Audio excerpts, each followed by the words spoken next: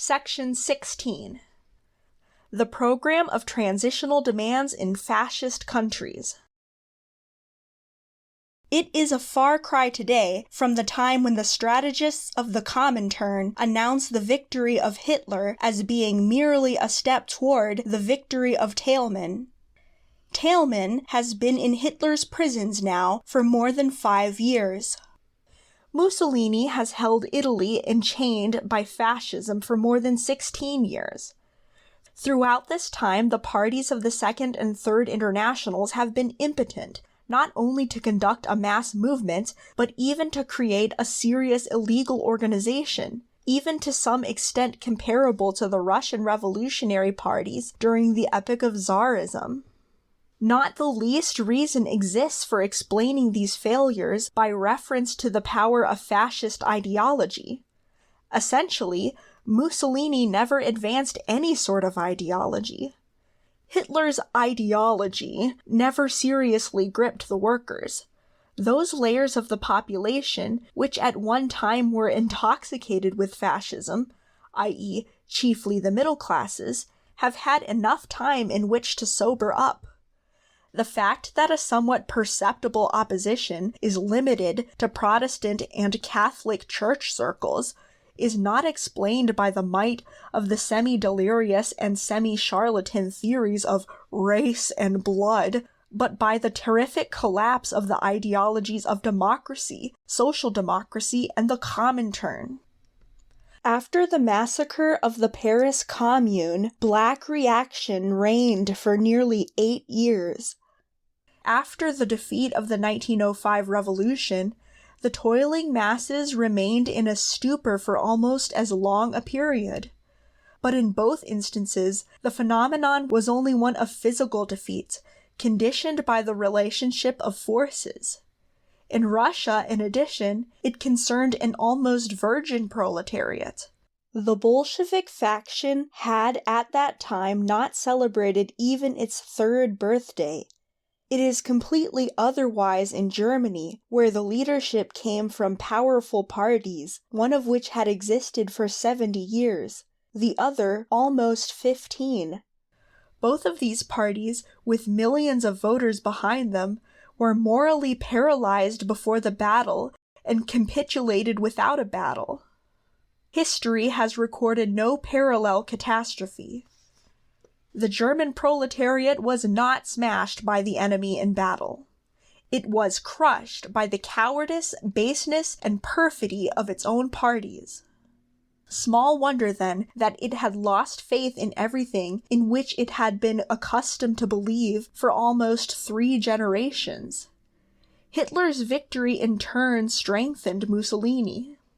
The protracted failure of revolutionary work in Spain or Germany is but the reward for the criminal politics of the social democracy and the Comintern. Illegal work needs not only the sympathy of the masses, but the conscious enthusiasm of its advanced strata. But can enthusiasm possibly be expected for historically bankrupt organizations? The majority of those who come forth as émigré leaders are either demoralized to the very marrow of their bones, agents of the Kremlin and the GPU, or social democratic ex-ministers who dream that the workers by some sort of miracle will return them to their lost posts. Is it possible to imagine even for a minute these gentlemen in the role of future leaders of the anti-fascist revolution? And events on the world arena, the smashing of the Austrian workers, the defeat of the Spanish Revolution, the degeneration of the Soviet state, could not give aid to a revolutionary upsurge in Italy and Germany.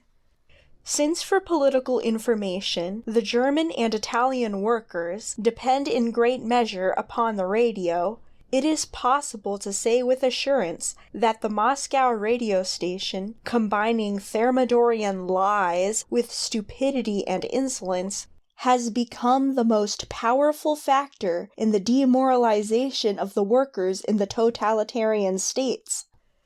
In this respect, as in others, Stalin acts merely as Goebbels' assistant. At the same time, the class antagonisms which brought about the victory of fascism, continuing their work under fascism too, are gradually undermining it. The masses are more dissatisfied than ever. Hundreds and thousands of self-sacrificing workers, in spite of everything, continue to carry on revolutionary mole work. A new generation, which has not directly experienced the shattering of old traditions and high hopes, has come to the fore. Irresistibly, the molecular preparation of the proletarian revolution proceeds beneath the heavy totalitarian tombstone. But for concealed energy to flare up into open revolt, it is necessary that the vanguard of the proletariat find new perspectives, a new program, and a new unblemished banner. Herein lies the chief handicap. It is extremely difficult for workers in fascist countries to make a choice of a new program. A program is verified by experience, and it is precisely experience in mass movements which is lacking in countries of totalitarian despotism. It is very likely that a genuine proletarian success in one of the democratic countries will be necessary to give impetus to the revolutionary movement on fascist territory. A similar effect is possible by means of a financial or military catastrophe. At present, it is imperative that primarily propagandistic preparatory work be carried on, which will yield large-scale results only in the future. One thing can be stated with conviction even at this point. Once it breaks through, the revolutionary wave in fascist countries will immediately be a grandiose sweep, and under no circumstances will stop short at the experiment of resuscitating some sort of Weimar corpse. It is from this point onward that an uncompromising divergence begins between the Fourth International and the old parties, which outlive their bankruptcy. The émigré People's Front is the most malignant and perfidious variety of all possible people's fronts. Essentially, it signifies the impotent longing for a coalition with a non-existent liberal bourgeoisie. Had it met with success, it would simply have prepared a series of new defeats of the Spanish type for the proletariat. A merciless exposure of the theory and practice of the People's Front is therefore the first condition for a revolutionary struggle against fascism. Of course, this does not mean that the Fourth International rejects democratic slogans as a means of mobilizing the masses against fascism. On the contrary, such slogans at certain moments can play a serious role. But the formulas of democracy, freedom of the press, the right to unionize, etc., mean for us only incidental or episodic slogans in the independent movement of the proletariat, and not a democratic noose fastened to the neck of the proletariat by the bourgeoisie's agents, Spain. Narrator's note. In the text we just see the word Spain, ! In parentheses right after that at the end of the sentence. I wasn't sure how to read that in a way that could convey it correctly, so I'm just telling you about it now. Sorry to break the fourth wall there. End narrator's note. As soon as the movement assumes something of a mass character, the democratic slogans will be intertwined with the transitional ones. Factory committees, it may be supposed, will appear before the old routinists rush from their chancelleries to organize trade unions. Soviets will cover Germany before a new constituent assembly will gather in Weimar. The same will be true of Italy and the rest of the totalitarian and semi-totalitarian countries. Fascism plunged these countries into political barbarism, but it did not change their social structure. Fascism is a tool in the hands of finance capital, and not of feudal landowners. A revolutionary program should base itself on the dialectics of the class struggle, obligatory also to fascist countries, and not on the psychology of terrified bankrupts. The Fourth International rejects with disgust the ways of political masquerade which impelled the Stalinists, the former heroes of the Third Period, to appear in turn behind the masks of Catholics, Protestants, Jews, German nationalists, liberals, only in order to hide their own unattractive face. The Fourth International always and everywhere appears under its own banner. It proposes its own program openly to the proletariat in fascist countries. The advanced workers of all the world are already firmly convinced that the overthrow of Mussolini, Hitler, and their agents and imitators will occur only under the leadership of the Fourth International. Section 17. The USSR and Problems of the Transitional Epoch. The Soviet Union emerged from the October Revolution as a workers' state. State ownership of the means of production, a necessary prerequisite to socialist development, opened up the possibility of rapid growth of the productive forces. But the apparatus of the workers' state underwent a complete degeneration at the same time. It was transformed from a weapon of the working class into a weapon of bureaucratic violence against the working class, and more a weapon for the sabotage of the country's economy.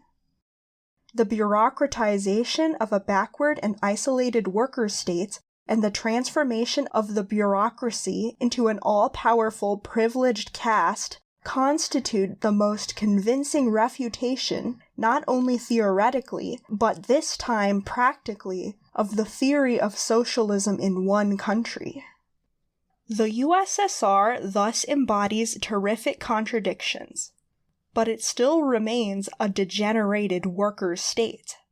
Such is the social diagnosis. The political prognosis has an alternative character. Either the bureaucracy, becoming ever more the organ of the world bourgeoisie in the worker state, will overthrow the new forms of property and plunge the country back into capitalism, or the working class will crush the bureaucracy and open the way to socialism. To the sections of the Fourth International, the Moscow trials came not as a surprise and not as a result of the personal madness of the Kremlin dictator, but as the legitimate offspring of the Thermidor. They grew out of the unbearable conflicts within the Soviet bureaucracy itself, which in turn mirror the contradictions between the bureaucracy and the people, as well as the deepening antagonisms among the people themselves. The bloody, fantastic nature of the trials gives the measure of the intensity of the contradictions, and by the same token predicts the approach of the denouement. The public utterances of former foreign representatives of the Kremlin who refuse to return to Moscow irrefutably confirm in their own way that all shades of political thought are to be found among the bureaucracy, from genuine Bolshevism, Ignace Reiss, to complete fascism, F. Butenko. The revolutionary elements within the bureaucracy, only a small minority, reflect, passively it is true, the socialist interests of the proletariat. The fascist counter-revolutionary elements, growing uninterruptedly, express with even greater consistency the interests of world imperialism. These candidates for the role of compradors consider not without reason that the new ruling layer can ensure their positions of privilege only through rejection of nationalization, collectivization, and monopoly of foreign trade in the name of the assimilation of Western civilization, i.e., capitalism.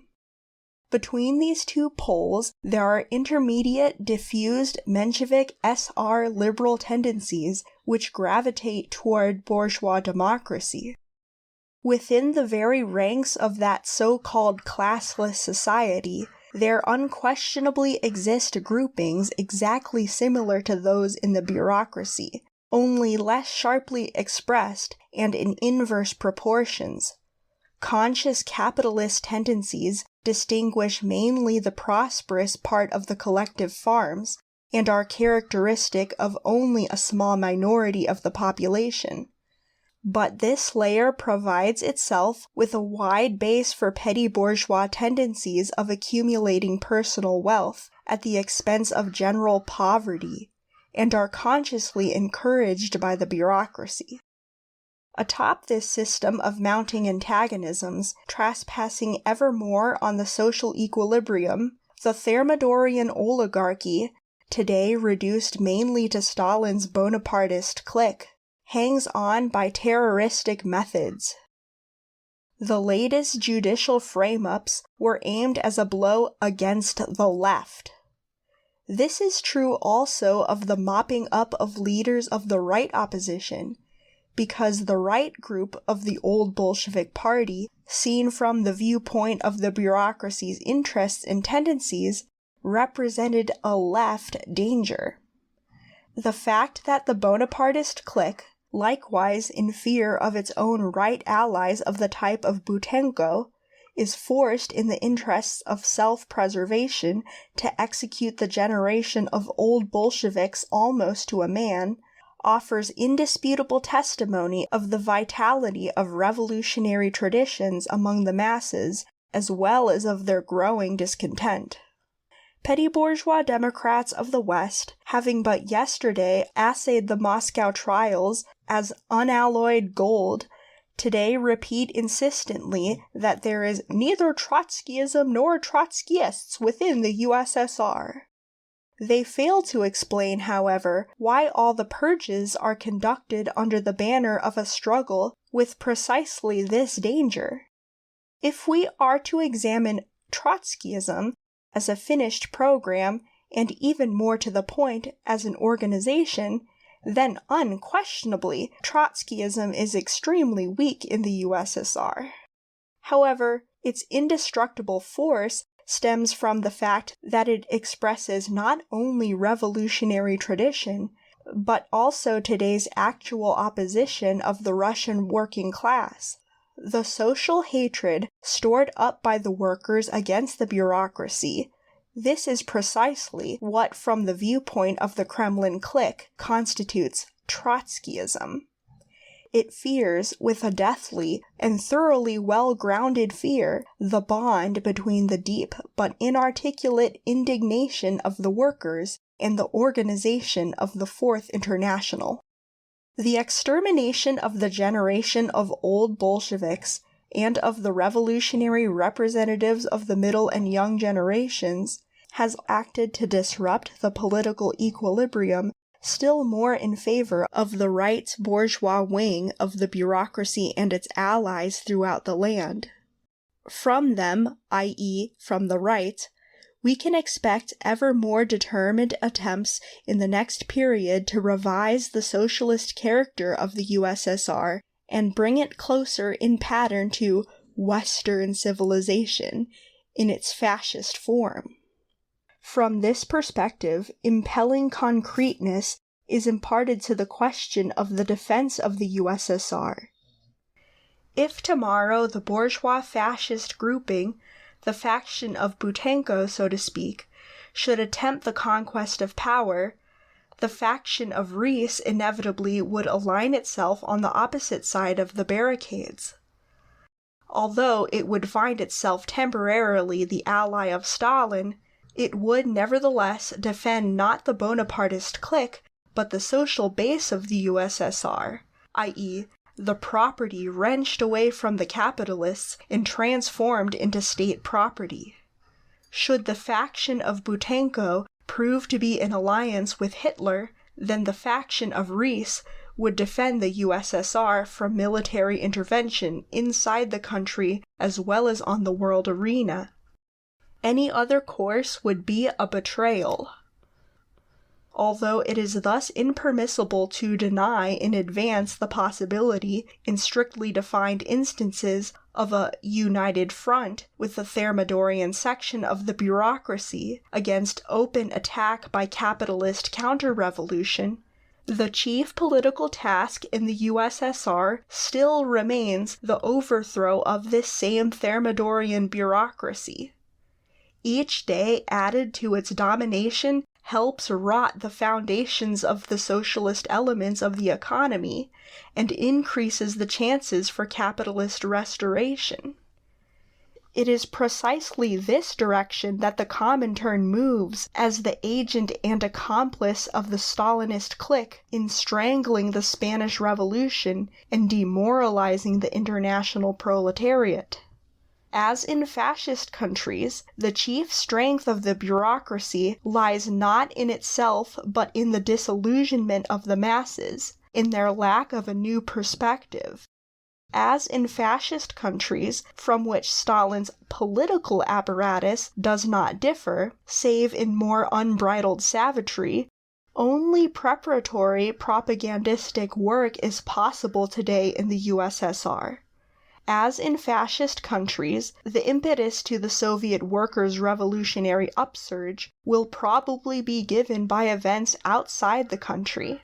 The struggle against the Comintern on the world arena is the most important part today of the struggle against the Stalinist dictatorship.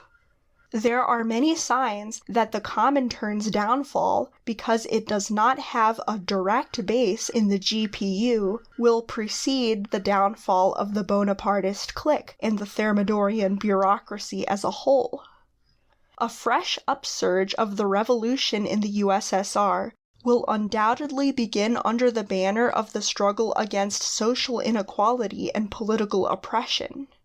Down with the privileges of the bureaucracy, down with Stakhovinism, down with the Soviet aristocracy and its ranks and orders, greater equality of wages for all forms of labor.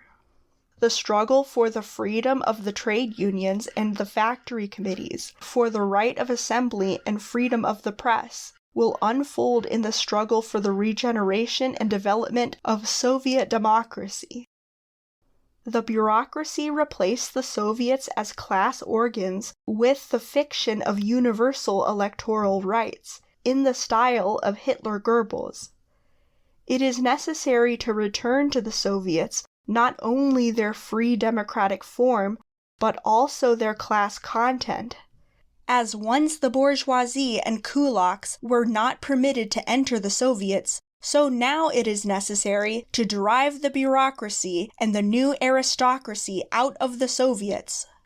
In the Soviets there is room only for representatives of the workers, rank-and-file collective farmers, peasants, and Red Army men.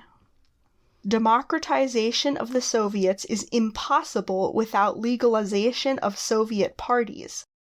The workers and peasants themselves, by their own free votes, will indicate what parties they recognize as Soviet parties.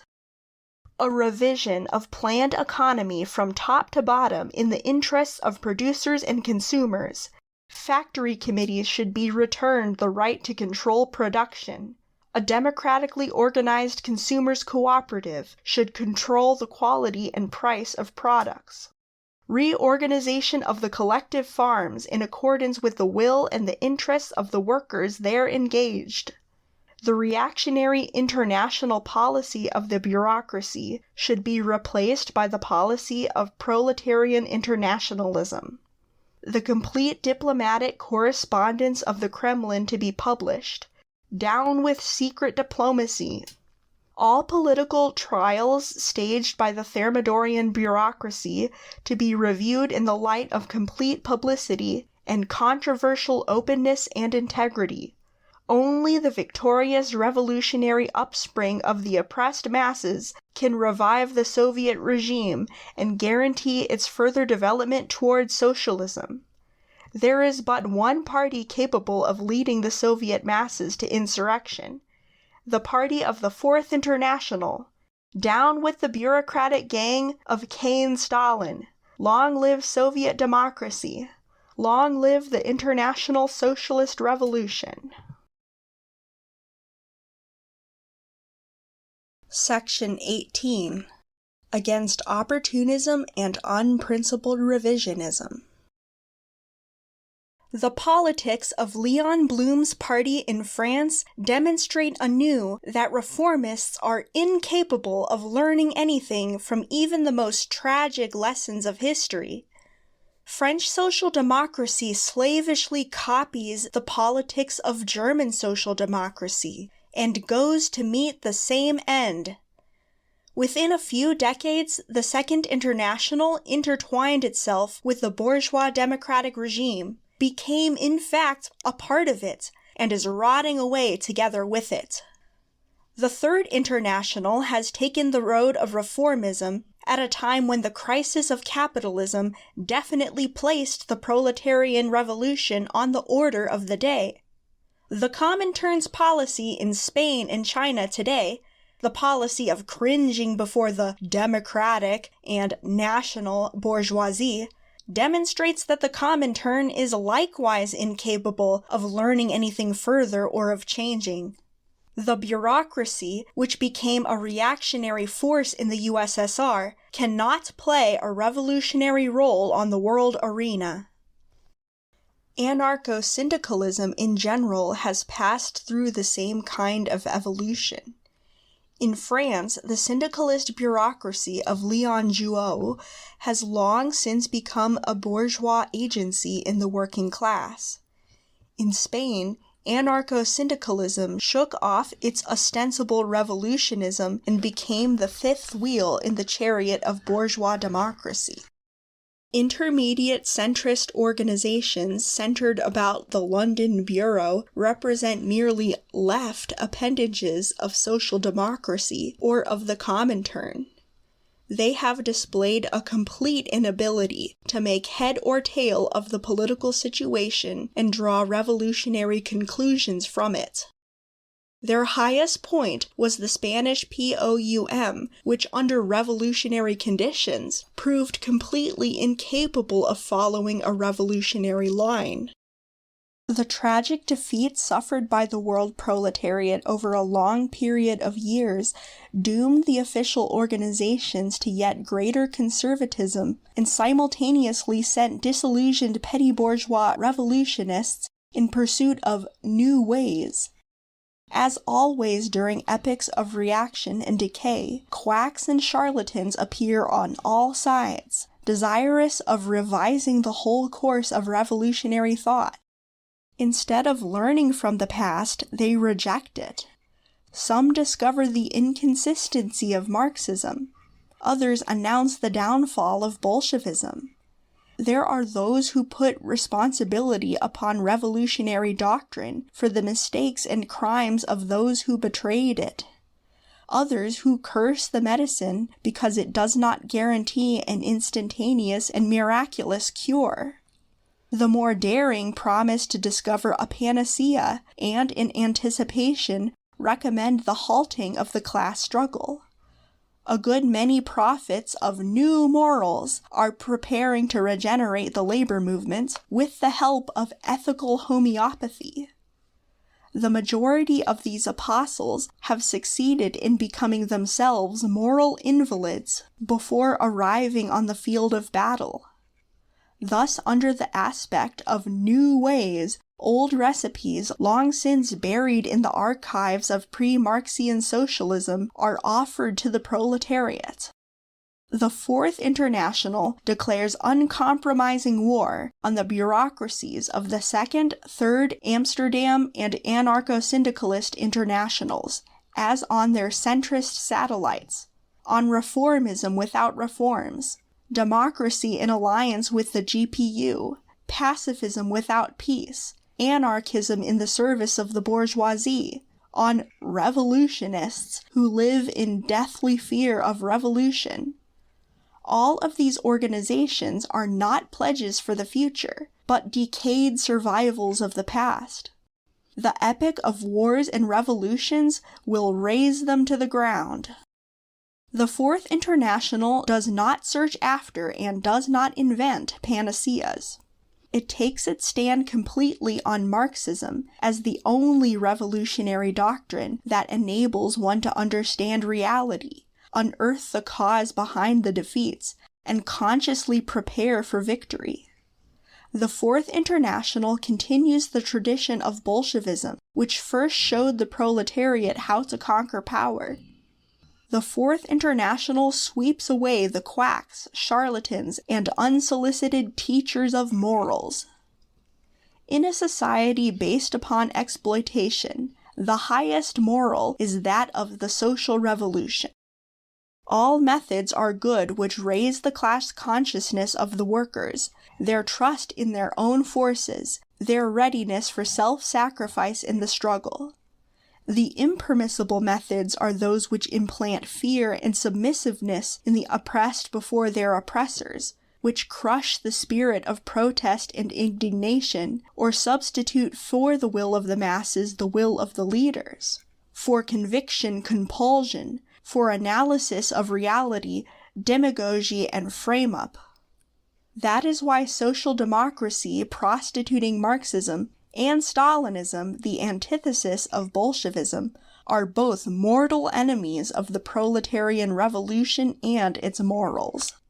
To face reality squarely, not to seek the line of least resistance, to call things by their right names, to speak the truth to the masses no matter how bitter it may be, not to fear obstacles, to be true in little things as in big ones, to base one's program on the logic of the class struggle, to be bold when the hour for action arrives. These are the rules of the Fourth International. It has shown that it could swim against the stream.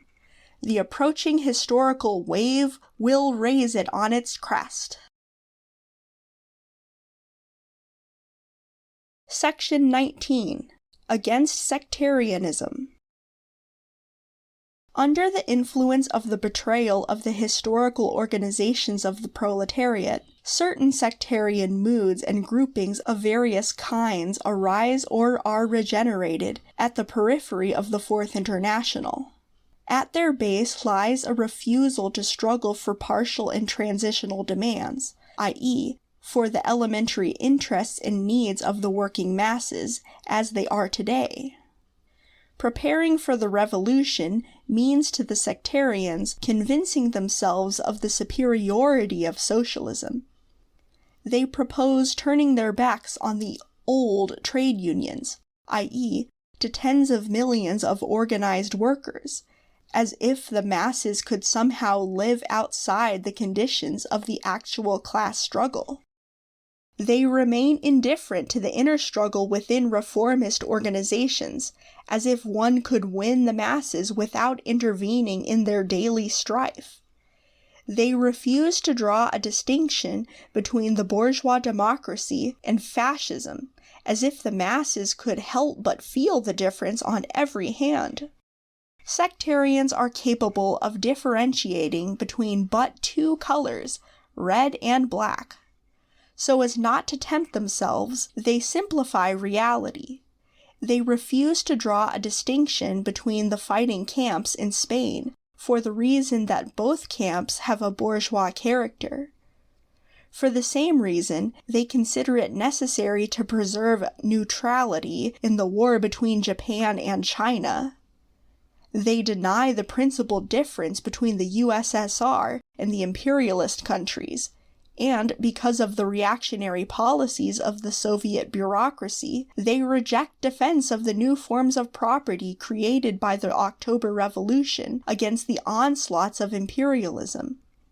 Incapable of finding access to the masses, they therefore zealously accuse the masses of inability to raise themselves to revolutionary ideas.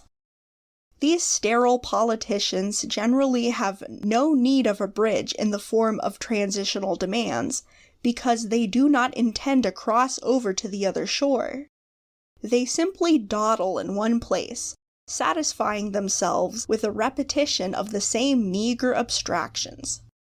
Political events are for them an occasion for comment, but not for action.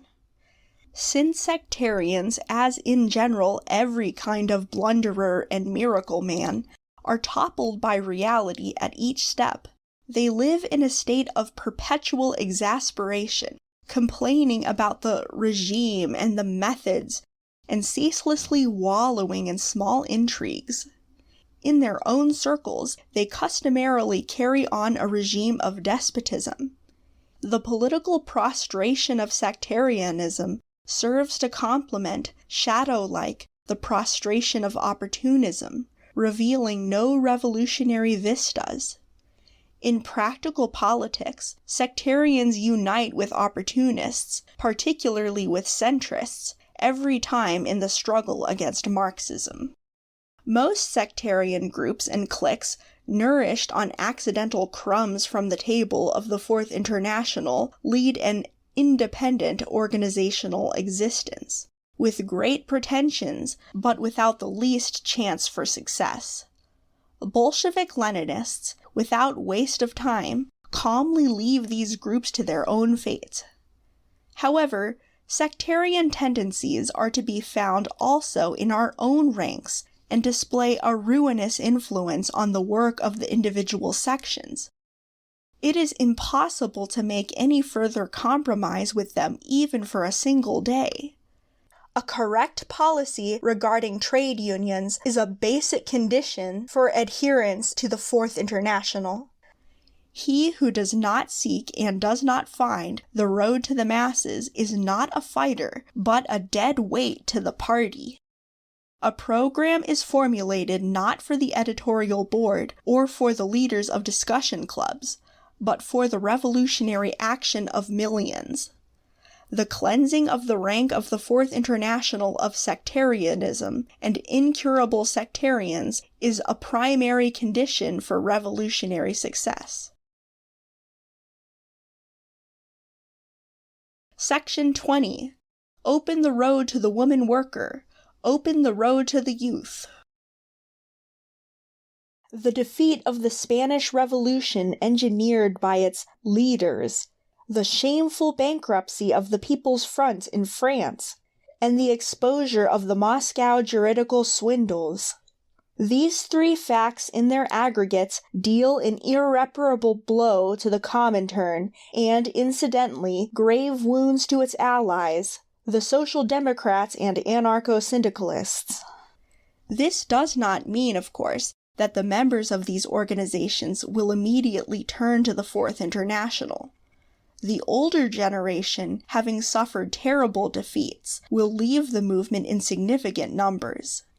In addition, the Fourth International is certainly not striving to become an asylum for revolutionary invalids, disillusioned bureaucrats, and careerists. On the contrary, against a possible influx into our party of petty bourgeois elements, now reigning in the apparatus of the old organizations, strict preventive measures are necessary. A prolonged probationary period for those candidates who are not workers, especially former party bureaucrats, prevention from holding any responsible post for the first 3 years, etc. There is not, and there will not be, any place for careerism, the ulcer of old internationals, in the Fourth International. Only those who wish to live for the movement, and not at the expense of the movement, will find access to us. The revolutionary workers should feel themselves to be the masters. The doors of our organization are wide open to them. Of course, even among the workers, who had at one time risen to the first ranks, there are not a few tired and disillusioned ones. They will remain, at least for the next period, as bystanders.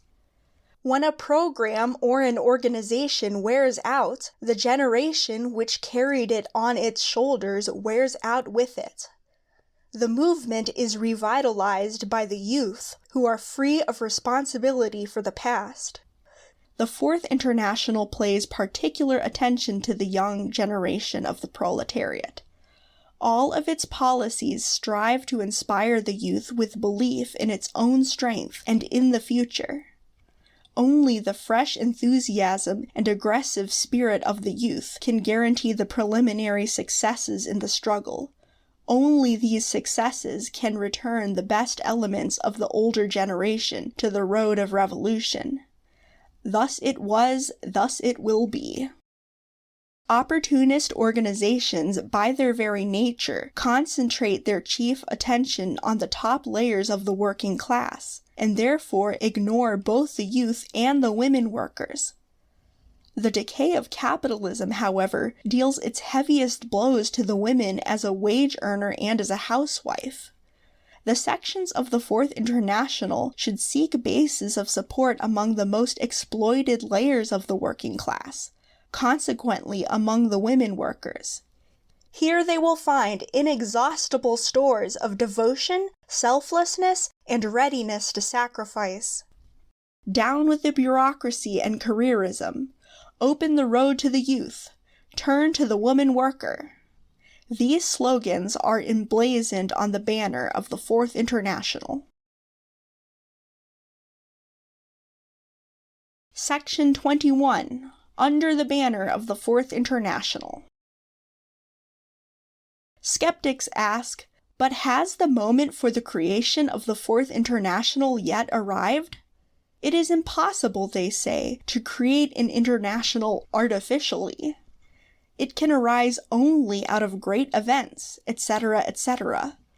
All of these objections merely show that skeptics are no good for the building of a new international. They are good scarcely for anything at all. The Fourth International has already arisen out of great events, the greatest defeats of the proletariat in history. The cause for these defeats is to be found in the degeneration and perfidy of the old leadership. The class struggle does not tolerate an interruption.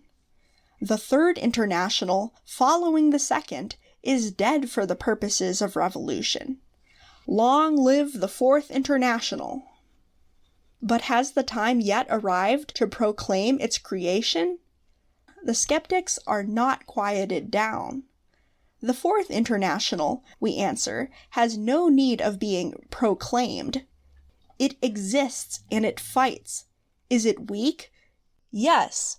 Its ranks are not numerous because it is still young. They are as yet chiefly cadres. But these cadres are pledges for the future. Outside these cadres, there does not exist a single revolutionary current on this planet really meriting the name. If our international be still weak in numbers, it is strong in doctrine, program, tradition, in the incomparable tempering of its cadres. Who does not perceive this today, let him in the meantime stand aside. Tomorrow it will become more evident. The Fourth International, already today, is deservedly hated by the Stalinists, Social Democrats, bourgeois liberals, and fascists. There is not and there cannot be a place for it in any of the people's fronts. It uncompromisingly gives battle to all political groupings tied to the apron strings of the bourgeoisie. Its task, the abolition of capitalism's domination, its aim, socialism, its method, proletarian revolution. Without inner democracy, no revolutionary education. Without discipline, no revolutionary action. The inner structure of the Fourth International is based on the principles of democratic centralism, full freedom in discussion, complete unity in action. The present crisis in human culture is the crisis in the proletarian leadership. The advanced workers, united in the Fourth International, show their class the way out of the crisis. They offer a program based on international experience in the struggle of the proletariat and of all the oppressed of the world for liberation. They offer a spotless banner. Workers, men and women of all countries, place yourselves under the banner of the Fourth International. It is the banner of your approaching victory.